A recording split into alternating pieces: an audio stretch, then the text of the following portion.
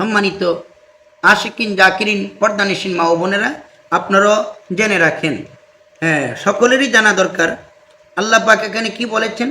অর্থাৎ আল্লাহ পাকের এই কালামকে অল্প মূল্যে বিক্রি করার জন্য নিষেধ করেছেন, এবং যদি কোনো ব্যক্তি এই কালামকে বিক্রি করে অর্থাৎ কন্ট্রাক্ট করে এবং চুক্তিপত্র করে যদি টাকা পয়সা নিয়ে যদি সে এগুলা ভক্ষণ করে কোনো কিছু খায়, তার পেটের ভিতরে ঢোকে, সেটা আগুন ঢুকবে, ইল্লান্নার, আগুন ব্যতীত কোনো কিছু ঢুকবে না, অর্থাৎ আগুন ঢুকবে। ওয়ালাইউ কাল্লিমুহুমুল্লাহ, আল্লাহ তাদের সাথে কথা বলবে না ইয়াউমাল কিয়ামাতে, কিয়ামতের দিবসে। ওয়ালা ইউযাক্কিহিম, আল্লাহ তাদেরকে পবিত্র করবে না, কিয়ামতের দিবসে পবিত্র করবে না। এবং ওয়ালাহুম আযাবুন আলিম, তাদেরকে কঠিন যন্ত্রণাদায়ক শাস্তি প্রদান করা হবে। এই ব্যক্তিরা কারা? যারা কন্ট্যাক্ট করে, যারা ওয়াজ মাহফিলে, যারা কোরআন খতমে সবিনা, যারা কোরআন খতমের মধ্যে কন্ট্যাক্ট করে আমাদেরকে এত টাকা দিতে হবে, ওয়াজে গেলে এত টাকা দিতে হবে, অ্যাডভান্স করে চুক্তিপত্র করে, এই তাদেরকে বোঝাইছে। যদি আমার এই কথাটা যদি মিথ্যা হয়, আপনারা এই আয়াতের তাফসির পড়েন। এই আয়াতের তাফসিরে মুফাসসিরিন কেরামগণ কাদেরকে ইঙ্গিত করেছেন। এই আয়াতের দ্বারা আমরা বুঝতে পারলাম কন্ট্যাক্ট করা বিলকুল হারাম, কন্ট্যাক্ট করা বিলকুল হারাম। কোনো ব্যক্তি যদি তা হালাল প্রমাণ করতে গিয়ে যদি কোনো ধরনের যুক্তি প্রয়োগ করে, তাকে শয়তান বলে মনে করবেন। আপনারা মনে করেন যে আলেমকে আবার শয়তান কীভাবে বলবো? না, আলেম দুই প্রকার। একদল আলেম হচ্ছে নায়েবে নবী, যাদেরকে সম্মান করলে নবীকে সম্মান করা হয়, আর যাদেরকে গালি দিলে আমার রাসূলে পাককেই গালি দেওয়া হয়। এই জন্য এহানাতুল উলামায়ে কুফরুন, এর জন্য ফুকায়ে আহনাফ বলেছেন নায়েবে নবী আলেমদেরকে কেউ যদি তুচ্ছ তাচ্ছিল্য করে, এহানত করে, তাহলে এটা কুফরি হয়, আর ওই ব্যক্তির স্ত্রী তালাক হয়ে যাবে। এই ব্যাপারে বলেছেন। আর নায়েবে শয়তান আলেম আরেক প্রকার। এই নায়েবে শয়তান, যাদের কর্মের মধ্যে শয়তানের কর্ম পাওয়া যায়, তাদেরকে নায়েবে শয়তান বলা হয়। তো এই জন্য যারা কন্ট্যাক্ট করে, তারা কন্ট্যাক্ট করে, যেমন আল্লাহ মালাউনকে বলেছে, সকল ফেরেশতাকে বলছে সেজদা দিতে, আর শয়তান যুক্তি দিয়েছে, আল্লাহর দলিলকে খণ্ডন করেছে যুক্তি দিয়ে। এইভাবে আমরা দলিল দিয়েছি, কন্ট্যাক্ট ব্যাপারে দলিল দিয়েছি। কোনো আলেম দাবিদার যদি এখানে যুক্তি প্রদান করে, তাহলে মনে করতে হবে সেও ওই মালাউন শয়তানের মতো। আপনারা খেয়াল করবেন যে এই আলেম যত ধরনের কথাই বলুক, তাদের ওয়াজ নসিহতে কোনো কাজ হবে না। সেই ব্যাপারেও আমরা কোরআন থেকে আমি আরেকটি দলিল আপনাদেরকে উপস্থাপন করেছি, আপনারা শুনেন। আমি এখন সূরা ইয়াসিন থেকে আমি একটি আয়াতে কারিমা আপনাদেরকে শোনাবো, যেটা 21 নং আয়াত। সূরা ইয়াসিনের 21 নং আয়াত আল্লাহ পাক ঘোষণা করেছেন। 21 নং আয়াত। 21 নং আয়াতের মধ্যে ইত্তাবিউ মাল্লা ইয়াসআলুকুম আজরাও ওয়া হুম মুহতাদুন। এখানে 21 নং আয়াতের মধ্যে এতটুকু আয়াত সম্পূর্ণ হয়েছে। আপনারা এখানে খেয়াল করেন যে আল্লাহ পাক বলেছেন ইত্তাবিউ মাল্লা ইয়াসআলুকুম আজরাও ওয়া হুম মুহতাদুন। বলছে সে ইত্তাবিউ, তোমরা অনুসরণ করো, প্রিয় আশিক রাসূল, ইত্তাবিউ, তোমরা অনুসরণ করো মাল্লা ইয়াসআলুকুম, যারা তোমাদের কাছে কিছু চায় না। আপনারা বলেন যারা চায় আমাকে এত টাকা দিবেন। আচ্ছা, আমি অর্থটা বিস্তারিত পরে বলি। মাল্লা ইয়াসআলুকুম আজরাও ওয়া হুম, অর্থাৎ তোমাদের কাছে কোনো প্রতিদান চায় না, কোনো বিনিময় চায় না। ওয়া হুম মুহতাদুন, তারা হেদায়েত প্রাপ্ত। এখানে এই আয়াত সূরাতুল ইয়াসিনের 21 নং আয়াতে আমরা বুঝতে পারলাম, যারা তোমাদের কাছে কোনো প্রতিদান চায় না, কোরআনের আলোচনা করতে গিয়ে, হাদিসের আলোচনা করতে গিয়ে তোমাদের কাছে কোনো প্রতিদান চায় না, তারা হেদায়েত প্রাপ্ত। এখন যারা চায় না তারা হেদায়েত প্রাপ্ত, যারা চায় তারা কিন্তু পথভ্রষ্ট। যারা চায় তারা পথভ্রষ্ট। দলিল কিন্তু আমি কোরআন থেকে দিয়েছি। এখন আপনারা বুঝে নেন, আপনারা জেনে নেন, এবং যারা মাহফিল করান, মাহফিল কমিটি যারা, এবং আহলে সুন্নাত ওয়াল জামাত আপনারা দাবি যারা করেন, আপনারা পরিপূর্ণ আহলে সুন্নাত ওয়াল জামাতের মধ্যে অন্তর্ভুক্ত হন। কারণ আহলে সুন্নাত ওয়াল জামাতের কাজ নয় ধর্মের খেদমতে প্রচার ও প্রকাশে আপনাকে টাকা দিতে হবে। একটি কথা বোঝেন, এখানে ইত্তাবিউ মাল্লা ইয়াসআলুকুম, আল্লাহ পাক বলেছেন তোমরা তাদের অনুসরণ করো যারা তোমাদের কাছে কোনো প্রতিদান চায় না। ওয়া হুম মুহতাদুন, তারা হেদায়েত প্রাপ্ত। এখন আপনাদের কাছে যারা আপনারা কষ্ট করে সমাজের লোকেরা কি করতেছেন, মাহফিল করাবেন, টাকা পয়সা কালেকশন করেছেন বা করবেন, আপনারা যখন আলেম দাওয়াত করতে যান তখন সে আপনার কাছে চায় আমাকে কত দিবেন, তখন আপনারাও দায়ে পরে বলেন যে কত বলেন, আমরা গরিব মানুষ, কমিটি নিয়ে আমরা করতেছি এই সেই, আপনারা বলেন। বলার পরে তারা কিছুটা কথা বলে যে আপনার আলেম বলে 30,000 40,000, যার যে ডিমান্ড সেই ডিমান্ড অনুযায়ী সে কথা বলে।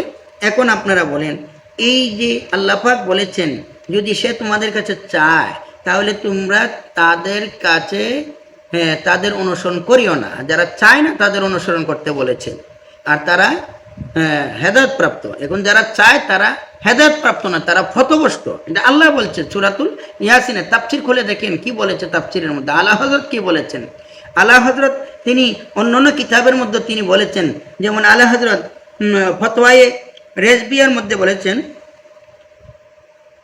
ফতোয়ায়ে রেজবিয়া শরীফের আপনাদের ফতোয়ায়ে রেজবিয়া শরীফের 9ম খণ্ডে 168 পৃষ্ঠার মধ্যে आला हजरत बोलें जिक्र अल्लाह के बाद और कुरान तलावत के बाद उजरत लेना देना दोनों हराम है। अर्थात उजरत लेवा अर्थात प्रतिदान लवा एवं देवा दोनोटी हराम।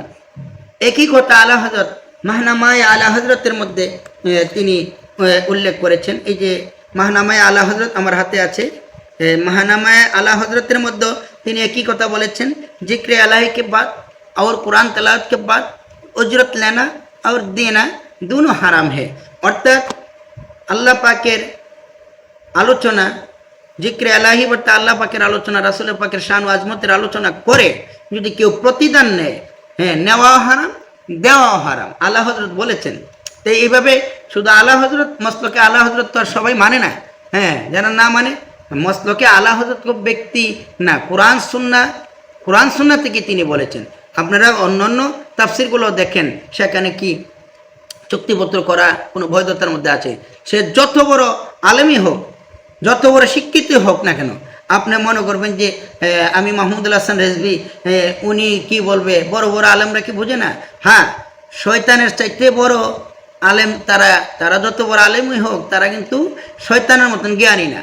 শয়তান সমস্ত ফেরেশতাদের শিক্ষক থাকাকালীনও সে একটি বেয়াদবি করেছে, রাসূল পাক সাল্লাল্লাহু তাআলা আলাইহি সাল্লামের শান ও আজমতে বেয়াদবি করার কারণে সে মরদুদ মালাউন কাফের হয়ে গেছে। কারণ আল্লাহ পাক কোরআনে বলেছে কানা মিনাল কাফিরিন। সে কানা মিনাল কাফিরিন অর্থাৎ সে যখন ইবাদত বন্দি করতো সে বড় আবেদ ছিল, সে মুকাররম ছিল, মুআজ্জম ছিল, তার অনেক লকব ছিল এবং মুআল্লিমুল মালাকুত ছিল। শয়তান যদি এত লকবের অধিকারী হয়ে যদি রাসূল পাকের শান ও আজমতে বেয়াদবি করে যদি সে মালাউন শয়তান মরদুদ হতে পারে, তা আপনি তো তার মতন জ্ঞানী না, আপনি তো তার মতন আবেদ না, আপনি তো আলেম।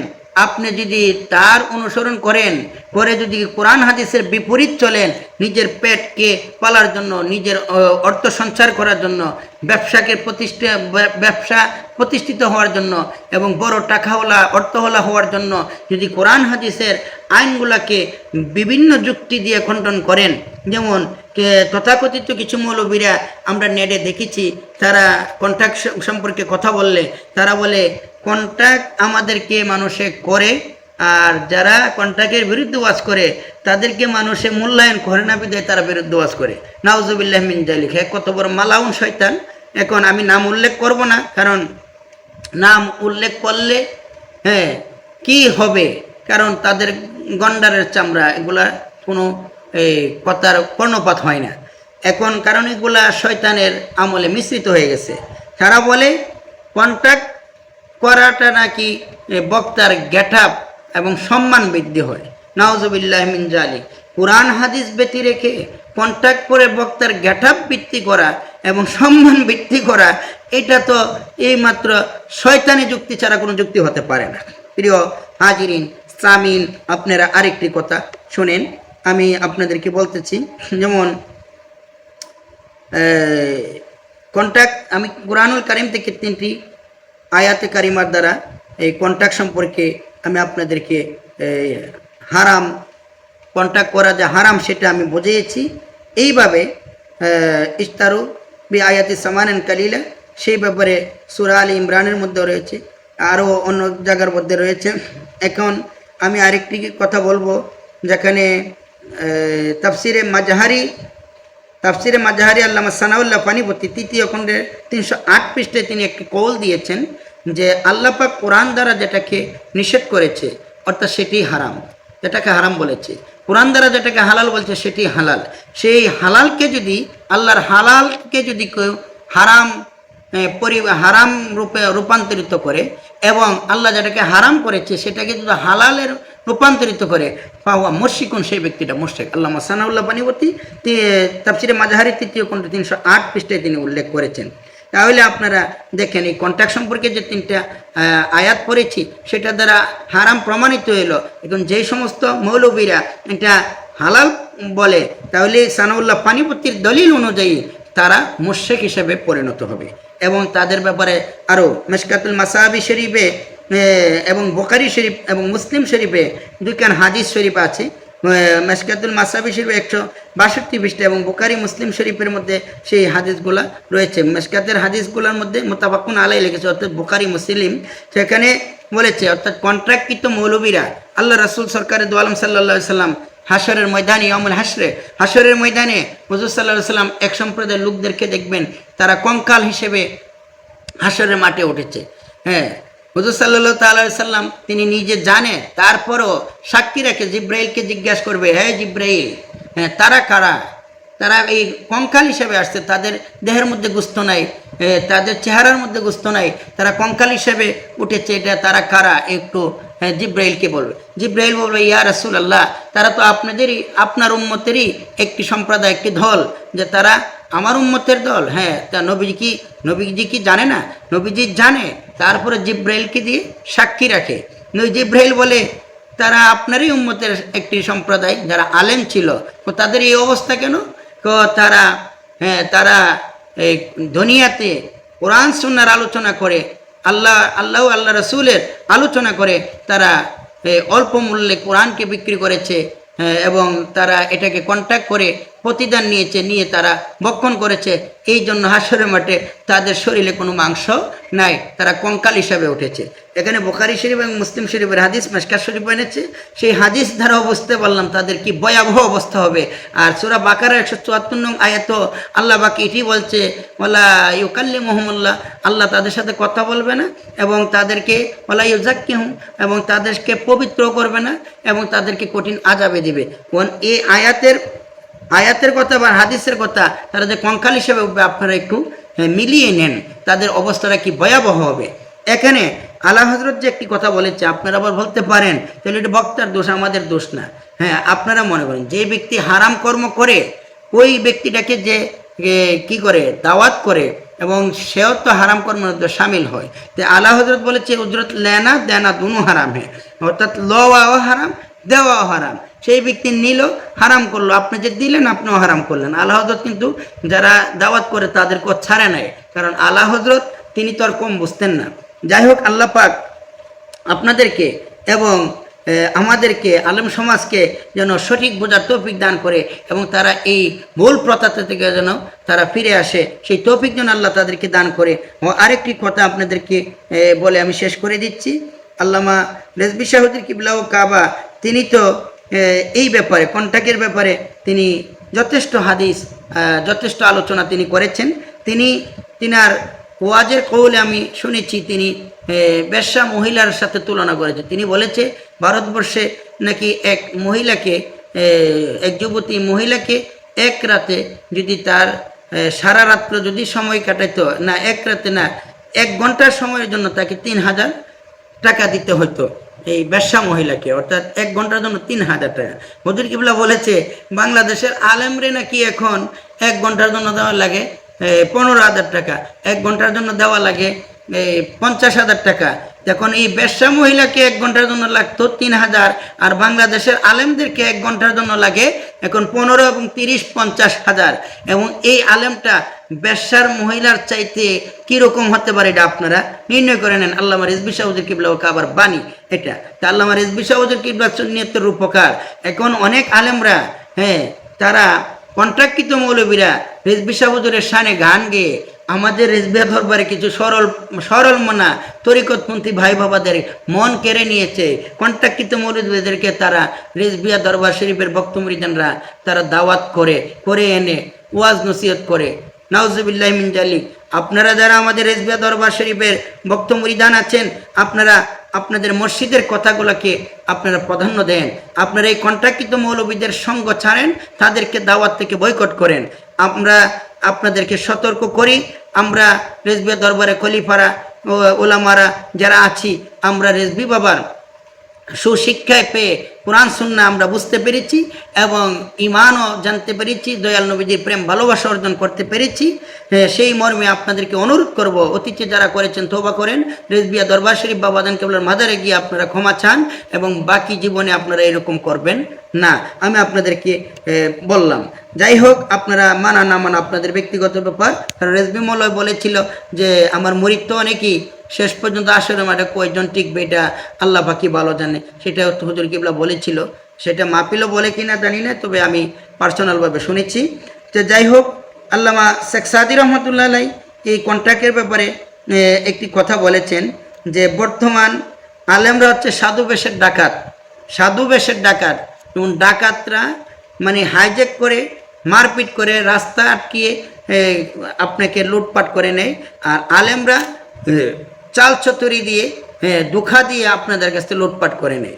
আমি আরেকটি দেখেছি, এই যে একটু আগে যে আমরা আয়াত পড়েছিলাম সূরা ইয়াসিনের 21 নং আয়াত, ইত্তাবিউ মাল্লা ইয়াসআলুকুম আজরা ওয়া হুম মুহতাদুন, যে আয়াত পড়েছিলাম যে তোমাদের কাছে কোনো কিছু যারা চায় না, প্রতিদান চায় না, তারাই হচ্ছে হেদায়েত প্রাপ্ত। এখন দেখেন, যারা চায় তারা আর ভিক্ষুকের মধ্যে পার্থক্য কী? ভিক্ষুকত্ব গিয়ে আল্লাহর রাস্তায় চায়। তা আমাদের মৌলবীরা দেখা গেছে যাইয়া বলতেছে আমার মাদ্রাসার জন্য, আমি তো কন্ট্যাক্ট করছি, এই টাকা তো আমি খাই না মাদ্রাসাকা। অতএব তাদের মাদ্রাসায় গিয়ে দেখেন ছাত্ররা 5,000 টাকা করে বেতন দিচ্ছে, খাবারের টাকা দিচ্ছে, 10,000 টাকা করে দিচ্ছে, এবং তারা এই মাদ্রাসার নাম দিয়া কন্ট্যাক্ট করে টাকা নিচ্ছে। এই যে শেখ সাদি রহমতুল্লাহ বলেছে যে এই বর্তমান যুগের আলেমরা সাধু বেশের ডাকাত, এটাও আপনারা একটু মাথায় মধ্যে রাখবেন। আল্লাহ যেন আমাকে এবং আপনাদেরকে সকলকে সঠিক বোঝার তৌফিক দান করে। আমিন। ওমা তৌফিক ইল্লা বিল্লাহ।